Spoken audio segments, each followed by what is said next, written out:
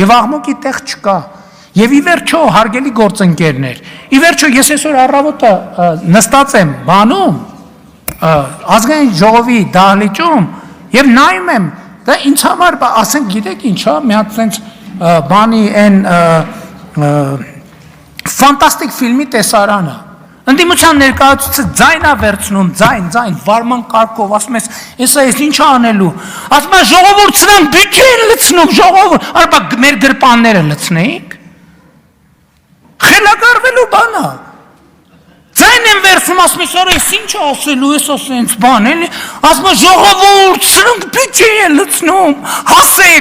հասեք։ Իրանց նման մեր գրպանները պիտի լցնեինք, որ լավ լներ։ Այո, բյուջե ենք լցնում, լցրել ենք, լցնելու ենք։ Որովհետև ասում եմ, Հայաստանի Հանրապետությունը ի վերջո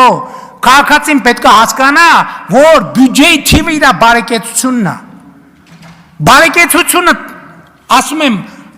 այն չի թե շաբաթը քանի օր ես մսով ճաշ ուտում։ Մեր տասնյակ հարյուրավոր գյուղեր ու թաղամասեր կան, որ ասում եմ ուզում ես շաբաթը 7 օր մսով ճաշ կեր։ Դու ապրում ես աղքատության մեջ, որովհետև այդ միջավայրը աղքատ, հուսահատ, քանդված, ցեխի մեջ, աղբի մեջ կորած միջավայր է։ Ի վերջո պետք է հասկանանք սա։ Պետական բյուջեն, քաղաքացու եւ համայնքային բյուջեն քաղաքացու բարեկեցության ցուցիչն է։ Ուզում ես տանը սնդուկի մեջ մեշոկով փող ունեցի, այդ միջավայրում ես ապրում, դու աղքատ ես, որովհետև այդ սնդուկիցդ գալու են տանեն սկիվր այդ խաբար էլ չի լինելու, որովհետև լույս էլ չի լինելու, որ պատուհանից տենաս 2 հոգով էին, թե 3 հոգով էին, հեռախոս էլ չի լինելու, որ զանգես, ոստիկան էլ չի լինելու, որ գա տենա ինչ ա եղել։